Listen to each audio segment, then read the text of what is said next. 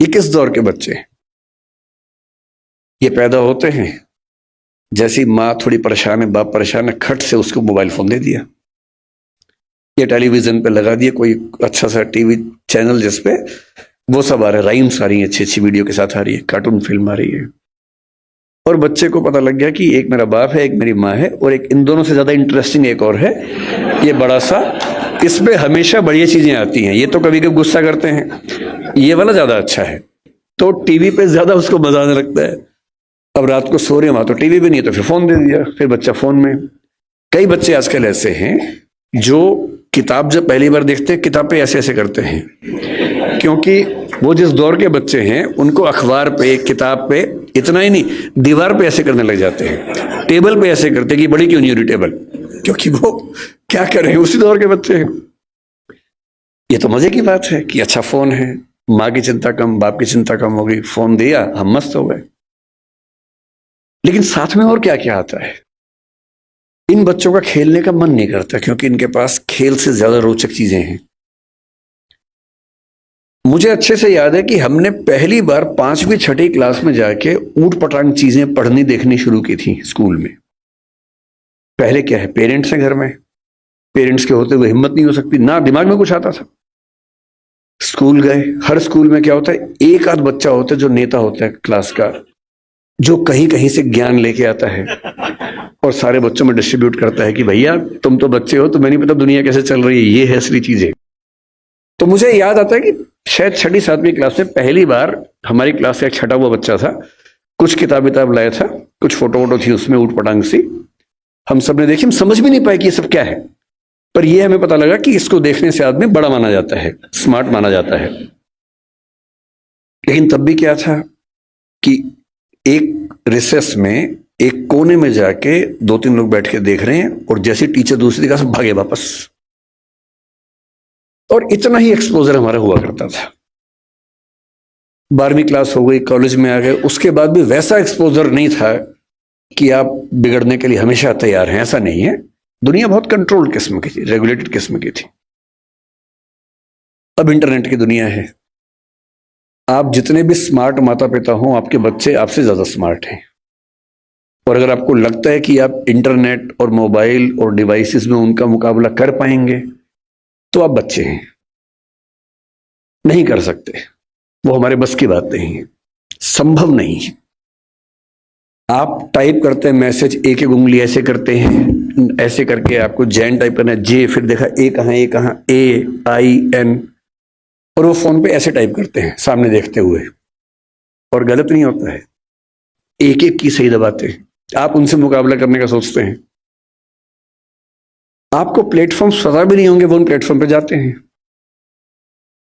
5 साल का बच्चा जब स्कूल जाने लगता है, उसी समय उसको पता लग जाता है कि क्या चीजें दुनिया में है, जो पहले पता लगती थी 15 के आसपास की उम्र में, 13 के आसपास की उम्र में।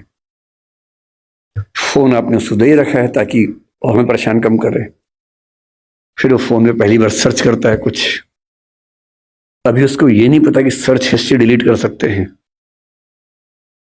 तो बाप पकड़ लेता है, पिटता है बच्चा, फिर उसका स्कूल का फ्रेंड बताता है कि नहीं, इनकॉग्निटो जाना है।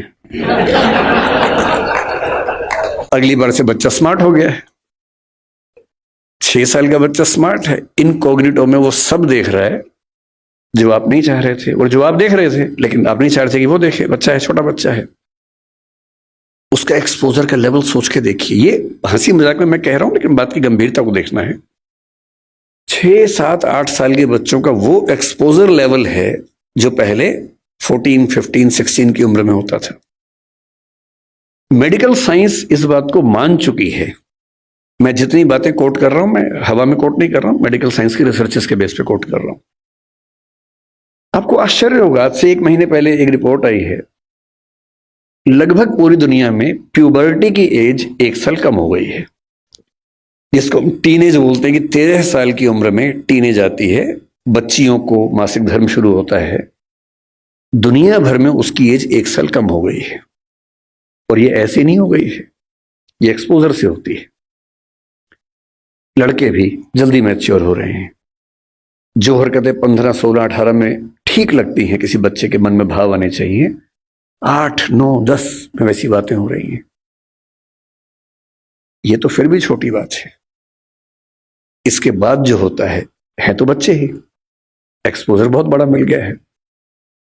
जब वो नेट पे जाते हैं तो नेट पे जो पिशाच बैठे हुए हैं दुनिया भर में, जो साइबर ठग हैं, जो साइबर क्रिमिनल्स हैं, वो इसी ताक में हैं कि बच्चे मिल जाएं।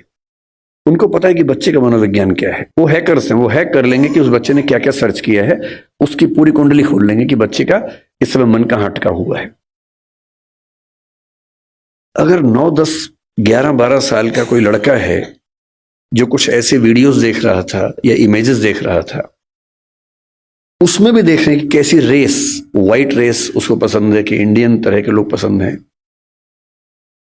फिर उनकी तरफ से उसी रेस का वैसा ही सुंदर दिखने वाला व्यक्ति, फीमेल, और यदि कोई बच्ची है तो वो मेल, उससे इंटरेक्शन शुरू करेगा, उससे बातचीत होने लगेगी। धीरे धीरे उसको वो उलझाएगा अपनी बातों में।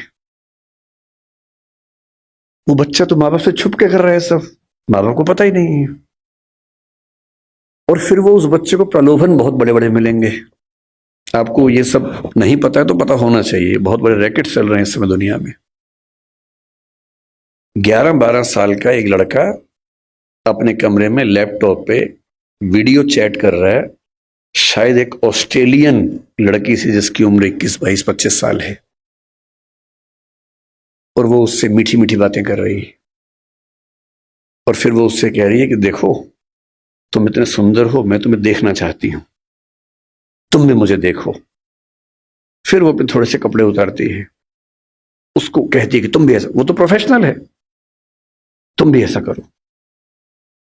और वो बच्चा जिसको कुछ नहीं पता कि ये दुनिया कैसी है, वो कुछ कर बैठता है, और ये पूरा वीडियो रिकॉर्ड हो रहा है। और जैसी ऐसी चीज होती है, उसके बाद खट से मैसेज आता है कि अगर 2 घंटे में इस अकाउंट में $500 जमा नहीं किए तो ये वीडियो क्लिप तुम्हारे पापा, मम्मी, तुम्हारा इंस्टा अकाउंट मेरे पास है, इंस्टा अकाउंट में जितने तुम्हारे फ्रेंड्स हैं उन सबके पास चला जाएगा, सबके ईमेल आईडी मेरे पास है। इसको बोलते हैं सेक्सटॉर्शन। और ये इस समय टीनेजर्स की दुनिया की सबसे बड़ी क्राइसिस है। बड़ी बात नहीं है कि हम में से किसी का बच्चा झेल चुका हो, बड़ी बात तब होगी जब उसने आपको बताया हो। और अगर आपको नहीं बताया है और आप इस खुशफहमी में कि ऐसा हमारे बच्चे को हो ही नहीं सकता, तो फिर कह रहा हूं कि हम इस बात से अनजान हैं कि हम किस स्थिति में हैं। अपने बच्चों से बात करना शुरू कर दीजिए। पहली बात तो ऐसा ना हो, और हो जाए तो आपसे बात कर ले। कई बच्चे झेल नहीं पाते, पैसा होता नहीं है, पैसा होता तो देते हैं। और $500 का मामला नहीं है, वो पहली बार का मामला है, उसके बाद फिर उतना मामला है, अगली बार फिर उतना मामला है। और ये ध्यान रखना है कि किसी बच्चे के साथ ये करने के लिए वीडियो रिकॉर्डिंग की जरूरत भी नहीं है।